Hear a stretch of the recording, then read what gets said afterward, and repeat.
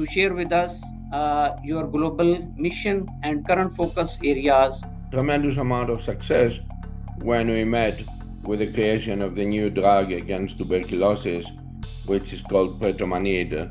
Millions of lives have been saved because of that, and it will be many millions more, because from New York to Los Angeles and back.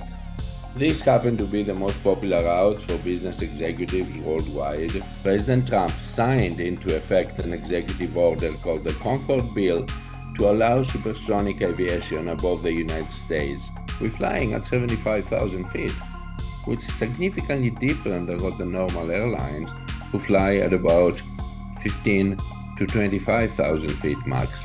What inspired your journey into aviation innovation and the development of supersonic passenger aircraft? The new speed record for flying around the Earth. The old speed record is still being held by the Concorde. Dear audience, this is Sher Afzal, the chairman, the founder of Global CEO Club. It's a private limited company, as you are familiar with it. And its headquarters is based in USA, Washington, D.C. I started this journey around 8 years ago. Now it's scattered all over the world. Global CEO Club is playing the key role as a big bridge for the business community to create alliances among business people all over the world, to grow the businesses, to expand the businesses. Today, we have invited very enthusiastic, very passionate, very visionary leader, Mr. Dr. Pano Churchill. Thank you so much, Dr. Pano, and I'm very grateful to you. You spared some time, and we all were waiting for a long time for you to have your vision, to discuss your goals, your mission, and we were waiting anxiously. So thank you so much once again. The theme of today podcast is Future of Aviation, AI, Brain Science, and Global Public Health. Thank you so much, Mr. Pano, and I request you to share with us your global mission and current focus areas, please. Thank you.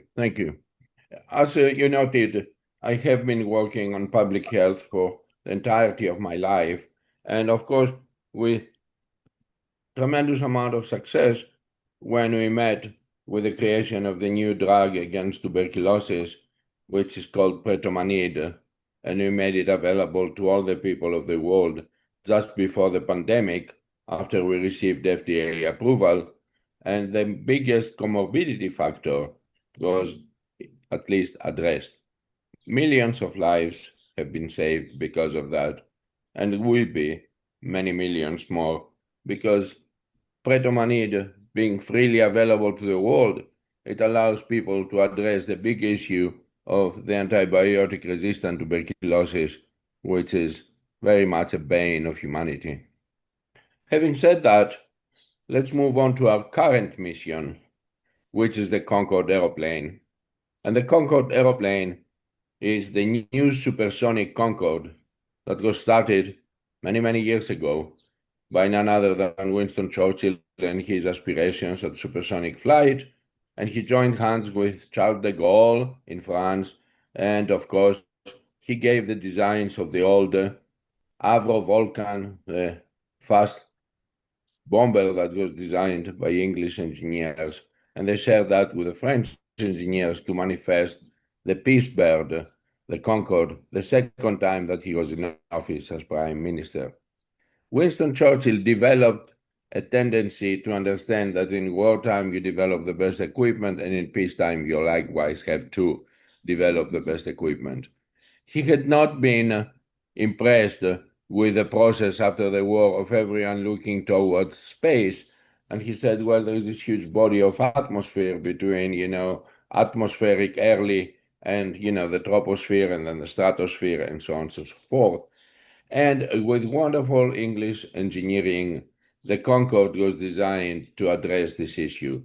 How it can go higher and fly faster from one point of the Earth to another. In physics, theoretical physics, it is very clear that the higher we go, the closer we can land on the other side of the Earth at a faster time. In addition, by flying in the stratosphere, the Concorde designers, they showed to maximize the speed by breaking the barrier of sound and going Mach 2.2, if not more.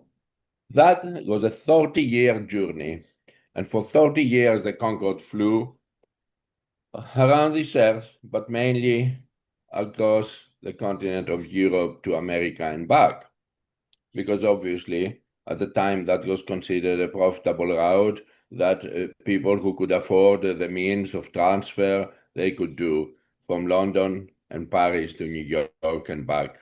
Other destinations had not been added because there were not many other planes. It was a very limited fleet with about 10 planes given to British Airways as a government gift, if you will, and 10 given to Air France again as a government gift to the respective national flag carriers. None of that would matter for the eventual impact of an accident in Paris because the French managers of the airport, Charles de Gaulle, did not clean the runway from debris, and there was a piece of titanium that was dropped by an earlier flight of a Continental Airlines DC-10 airplane, and that was taken up by the fast wheels road. It scalped the tire, it hit the underside of the wing, while the whole conflagration became, just a fireball, and that was the end of that. By the time that the engineers revamped the Concorde fueling tanks and they put protection and Kevlar and caoutchouc and rubber and other things, at that time, and they tried to take an initial voyage again after the recertification process by the FDA in New York, the FAA, of course, had designed a test flight after the recertification, if you can think this, on 9/11. As the world knows what happened on 9/11 in New York, no airline would fly for at least a week, if not more, after that terrible consequence. And therefore, we came to a standstill, and the ministers of air transport of France and England decided jointly to stop any kind of future flights of the Concorde. Once this became untenable, that was very much the end of this journey of humankind to fly at supersonic speeds. I must say, things are not as bleak as they sound. We are today again, as I said, there had been 20 years of interruption because this whole thing started and stopped on 2003. But having flown 30 years, there is such a tremendous demand, not from the old flyers, but from the general public today as well as the new people. And there is such necessity to fly faster since we've been flying at the same speed, the very basic 500 miles for the last 60 plus years. Every other facet of life has gone faster, has improved, except aviation, general aviation. So we aim to change that with a reconstituted company called Concorde out of Seattle, Washington.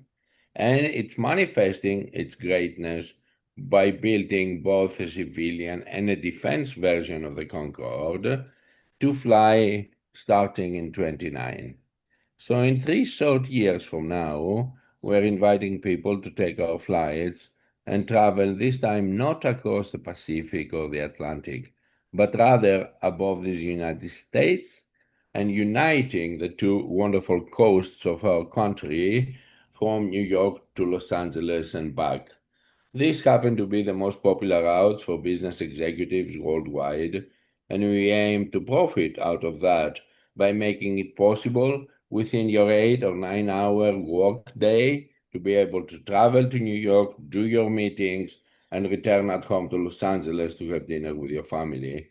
As a busy executive myself, I know, and I'm sure that most of you can sympathize, that this continuous traveling on the airplanes cannot be anything good for us until we actually have the Concorde to give us time, to give us the element of time so we can succeed. And this is why we built the new airplane, to succeed in our professional lives, to connect the two coasts of the United States in a way that all the busy executives within a working day to be able to accomplish meetings on either coast. That is the vision and that is the mission. And we anticipate with the production line that we have and the limited capabilities that we have, for the first 10 years, we will be focused within the US and yet expand internationally immediately thereafter. Naturally, if there is tremendous demand, we can increase the capacity of production, but there are limiting factors. And for that, we say the Concorde, the new Concorde, the supersonic, high-flying Concorde. We focus on the US because for the first time in the past 63 years, our president has given us something that we call the Concorde Bill. This past summer, on June 6th, President Trump signed into effect an executive order called the Concorde Bill to allow supersonic aviation above the United States, something that was stopped for 63 years. As you can imagine, this is a monumental victory for us, but also it's a monumental set of responsibilities that we have to adhere to in order to accomplish the dream of innovation in flight at a far greater speed, at a much greater height, and above all else, in a way that will put all the other flight to shame. So innovation and progress do come at the cost of the incumbent companies being seen as a little bit retro, a little bit old, a little bit fudgy-duddy. If you will understand that these are the big companies, they're being seen with a certain amount of ridicule because guess what? They cannot manufacture the plane that we are flying. So we would like to welcome a lot of people to come and try out on the beginning flights the ones we use for certification purposes, and that's why enjoy the benefit of supersonic aviation. And let's not stop there. This particular executive order, as it was signed into law, it shifted into the House of Congress. It passed with an overwhelming majority, and then it shifted into the other house of Senate in the United States, and it also passed. And then, of course, it went back to the president's desk where he signed it again into not an executive order now, but the law of the land. So having been given this incredible gift, which is the right to fly at supersonic speeds above these United States, it follows that we have to perform primarily on that. And yet, we must also say that for the very same purposes of our country, we have developed the supersonic bomber, which is called Concorde Vulcan. So we do have the Concorde Vulcan and the simple Concorde, and they are basically the same frame. Aerodynamics worked so well in the past that we didn't want to change anything. And of course, because it was certified, we did not want to go through the process of certification from scratch. So we just do recertification. And once that's done, we're actually applying our skills because everything in the new aeroplane is new compared to the old. There are new engines, very well mandated, created, tested, and found to be true, correct, and very high quality. And these are engines that have been used by the United States military for 30 and 40 years, respectively. And we have the two main suppliers of these particular engine types. So that makes our engines much more economical, also much more sustainable. The redundancy from two suppliers of the same type of engine It also makes it easier for us to be able to have our engines modulated and modified for consuming a lot less fuel when we are cruising at the highest possible speed within the stratosphere. We're flying at 75,000 feet, which is significantly different than what the normal airlines who fly at about 15 to 25,000 feet max. Why is it important? The reason why it is so important is because the air molecules are not so dense in the upper stratosphere, and therefore we don't have much friction, but also we do not have any turbulence.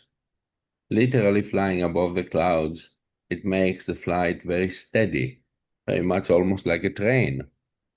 And hope on that we also do not produce jet lag for the flyers. No matter how many time zones you cross, you do not experience jet lag. That alone is monumental. So for all the reasons above, our new capacity to fly, our new mechanisms, is the future. I'm not only the CEO of the Concorde company, I'm also the chief and president of the Manufacturing Association of all supersonic flights. We have the cusp of greatness, and this is a turning point for humanity, because in the future, literally, all flights that contain human beings will be supersonic, because you cannot afford to lose so much time and to suffer from jet lag every time that we cross one or two time zones. We simply have to progress the same way that we've seen the fast trains in very progressive countries like Italy, Japan, France, etc., replacing the old slow choo-choo trains. And you see that to be a very big, important difference in the economy of those nations and in the way that travelers travel. The same thing will happen inevitably with the Concorde and the overall supersonic aviation. We do not want to change the manufacturers of the past. We just follow the natural process of evolution that they shall be replaced by newer companies, startup companies who make a big difference in the environment of flight. And of course, they will have to follow the path and develop their own tools to be able to manufacture the new supersonic planes. In our industry, it takes between 20 and 30 years and between 30 and 50 billion, maybe more, to develop a new airframe. So I chose to use the older frame, but modernize it in a way that I use abundant computing power, a lot of robotics inside the plane, replacing all the big metal cabinets and all the other things with more light structures, replacing everything inside the cabin with very lightweight structures, and overall achieving the most crucial thing, which is the holy grail of aviation, to not pollute. Now, I want you to pay attention to that. To not pollute is not easy. But for the first time in history, and I think this is my greatest achievement, I was able to design a machine that allows the emissions of the new Concorde to be beneficial for humanity, beneficial for the planet, and most importantly, in this case, beneficial for the ozone layer, this particular gas that's protecting our atmosphere and our people and everything else that humanity relies upon. And that is what's most destroyed by high altitude emissions from all the other aeroplanes that flying around the world. But our tools and our mechanism allows us to not only protect the ozone layer, but to increase the size, to increase the number of the molecules and the amount of protection given to humanity. So that alone, being the greatest achievement of the Concorde, will engage all the young people. And that's what the message should be. The new Concorde is the green Concorde. And as green, environmental, and sustainable is what we want to be remembered. Thank you very much. Thank you, sir. Excellent job being done by you. I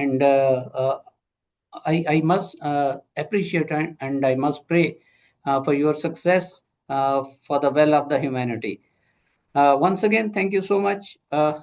What inspired your journey into aviation innovation and the development of supersonic passenger aircraft. Thank you.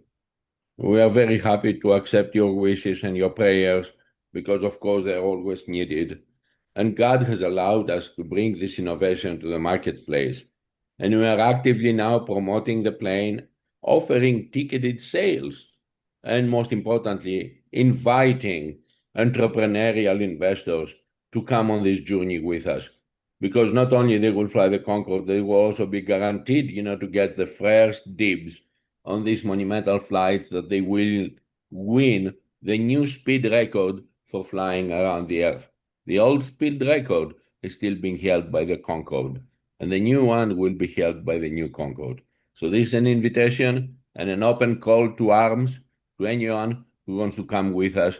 Come over and be counted. We have the economic facility to also announce that in a couple short years, we will have an IPO that's going to rival the IPO of SpaceX, my friend Elon Musk. And perhaps for all these people who know that the space is a wonderful frontier, we fly at the edge of space.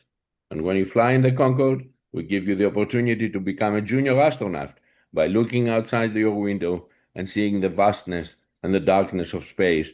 At the same time, look down in your window and see the curvature of the beautiful green planet we occupy, the green-blue Earth. So we make you an astronaut without having to pay the $500,000 that my friend Elon Musk and Jeff Bezos, they charge to make you an astronaut by flying you up and down. We are actually taking you to your destination as well without any extra pricing. So thank you for hearing me today. I hope you take note of it, and you can contact me directly, as you know, Dr. Churchill at fly-concorde.com. Give me your thoughts, your aspirations, your dreams, and should you want to be partners in this journey, come and become my disciples. Thank you very much, and God bless you all. Bye-bye. Thank you. Bye-bye. Thank you, sir. Bye-bye. Have a great day. Bye-bye. Bye-bye. Victory for us, a victory for humanity, victory for the environment. God bless. The Environmental Concorde is waiting your thoughts, prayers, dreams, and we welcome you to buy tickets today. Thank you.